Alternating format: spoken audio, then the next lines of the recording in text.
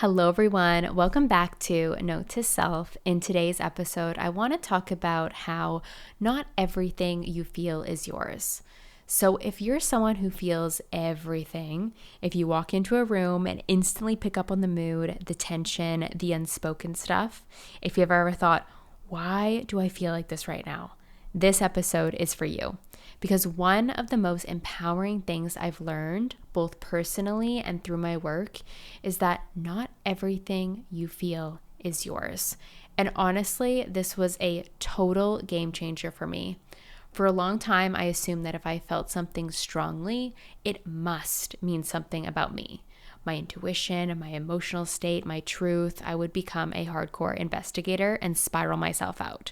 But what I didn't understand yet is that being empathetic doesn't just mean feeling deeply, it means being open, permeable. And without discernment, that openness can be exhausting. So if you've ever felt anxious for no clear reason, heavy after being around certain people, off or dysregulated in environments that don't actually reflect your inner world, there's probably nothing wrong with you. Your nervous system is just doing what it does best, reading the room. Empaths are incredibly attuned to emotional and energetic information. Your body is constantly picking up on tone shifts, micro expressions, emotional undercurrents, and this can feel like a lot. I want to highlight this is a gift, but without that awareness, it can feel like you're constantly carrying things that don't belong to you. And here's where the shift happens. Feeling something doesn't automatically mean it's yours. Anxiety can move through your body without being your anxiety. Sadness can be present without being your sadness. Tension can show up without being something you need to fix. If I can share an example personally, I remember this past year, 2025, this was the year that I lost my older brother, and being in spaces where I would pick up on grief of others, whether that was deep sadness, whether that was deep confusion, I started to realize that I was picking up on, and my system was being flooded by not just my experience of grief, but others around me, especially those closest to me like family. So the body feels things first, and that meaning can come later. So for a lot of empaths, that discomfort comes from assuming that every sensation needs to be analyzed, acted on, or resolved, right? Imagine perhaps you felt similarly to me. Maybe if you were attending a funeral or a memorial of some kind, you were picking up on deep levels of sadness, of grief, right? And you may have been in that moment also experiencing your own grief. It can feel like a bit of a system overload. So what's actually needed in those moments is permission to let go of what was never yours to carry, the things that are not yours. So here are some ways in which you might recognize or notice that you're picking up on other people's energy or just other people's stuff. A tight chest after a conversation, a heavy feeling in your stomach when you enter certain spaces, sudden fatigue around certain people, emotional waves that don't actually match your life. So instead of immediately asking, what's wrong with me? Try asking, is this actually mine? I know this sounds quite simple, but this question can change everything. And this question started to change everything for me because I was aware of empathy. I was aware of picking up on other people's energies and the subtleties of that. But it was only in 2025 when I started to really practice this about asking, is this actually mine? And starting to say things like, I command the energy that is not mine to leave my body, and actively like brushing energy off of myself, I started to feel completely different. Because here's the thing, the moment that you name something as not mine, your system relaxes, right? There's no job for it to do. There's actually space then for the energy to move through instead of settling inside of you. So this isn't about bypassing discomfort or numbing yourself out. It's about sovereignty. And here's a simple practice I'm going to share it with you that I come back to again and again. When you notice the discomfort arise, right, that could just be feeling flooded with emotions or some easiness, some irritability, pause, breathe, place a hand on your chest, on your belly, and gently say, if this is mine, I am willing to feel it. If this isn't mine, I release it. And then just notice.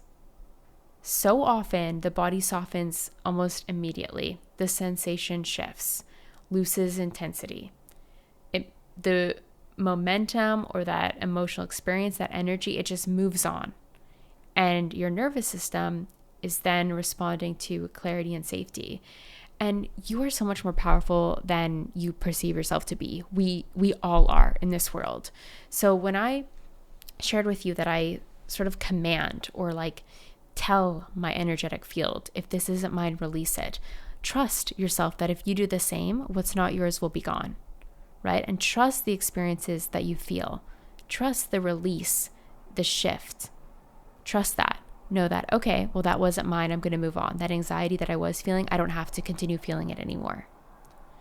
So a huge piece of this is learning not to merge with energy. So empaths often merge unconsciously as a way to create connection, harmony, or safety. But merging then blurs boundaries. So what I want to tell you is that like you can care for people without carrying. You can be compassionate without absorbing.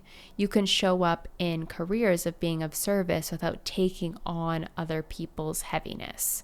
So rising above discomfort doesn't mean suppressing it.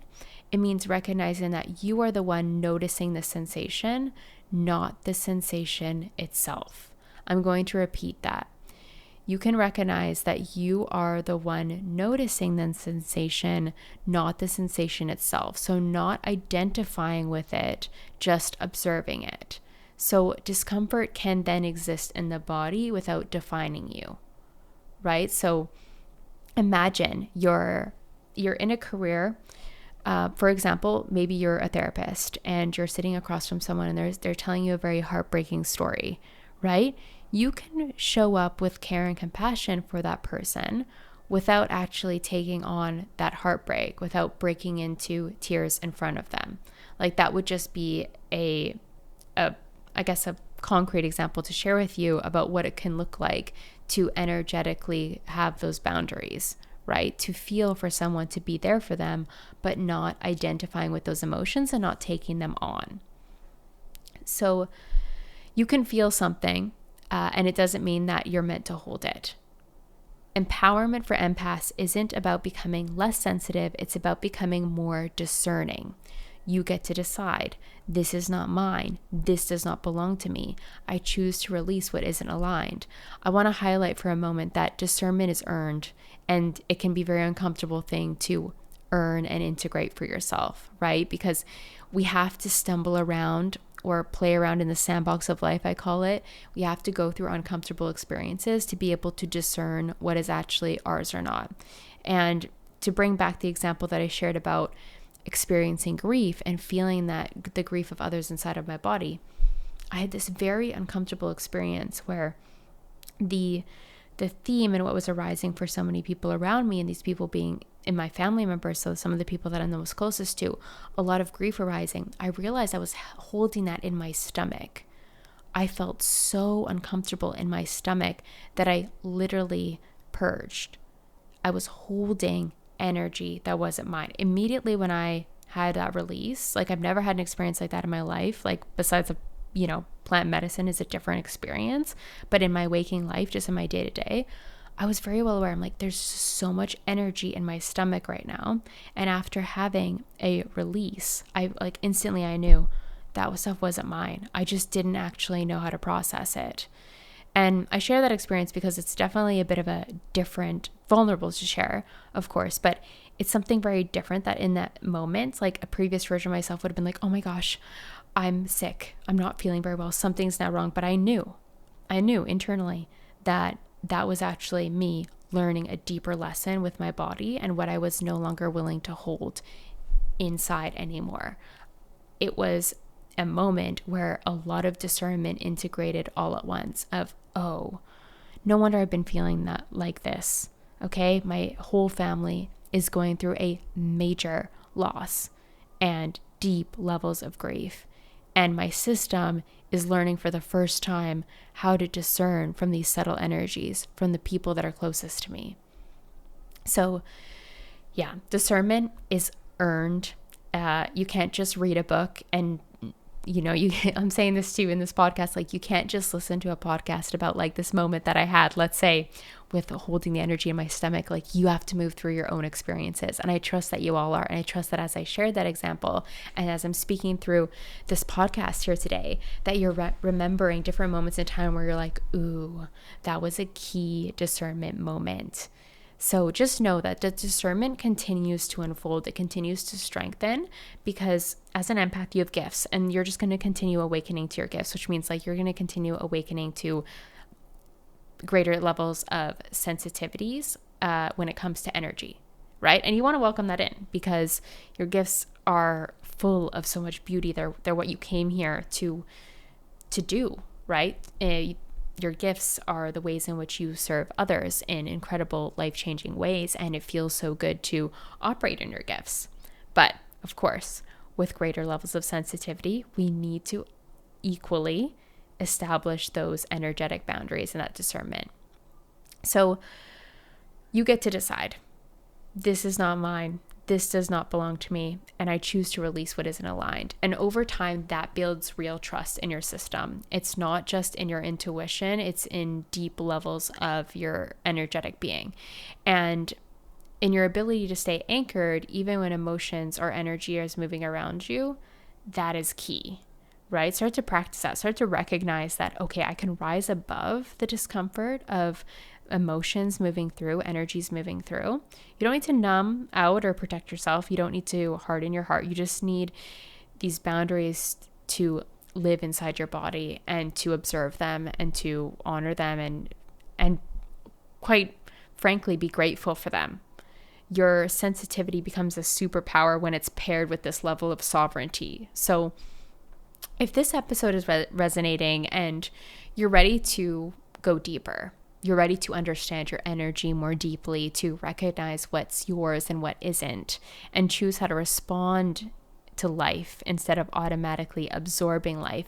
This is exactly the work I do in my core energy coaching containers. We look at how your energy operates under stress, how you unconsciously take on what isn't yours, and how to build emotional regulation, energetic boundaries, and grounded self-leadership without losing your softness. So if you feel the pull, you can check out the link down in the show notes. And if you're in Toronto, I would absolutely love to serve you. I host Cambo Circle ceremonies a couple times a month. And if you're feeling the call to that, that is a very, very powerful way to release what's no longer serving you and integrate energetic boundaries, set energetic precedents for your future. It is amazing. It is powerful. And if you have questions, you can reach out at any time. All that will be in the show notes, and I'm wishing you all a beautiful, beautiful day. Remember, this is about becoming more sovereign. This is about celebrating your gifts, honoring your gifts, and choosing to live a life where you get to be free and support others in that journey.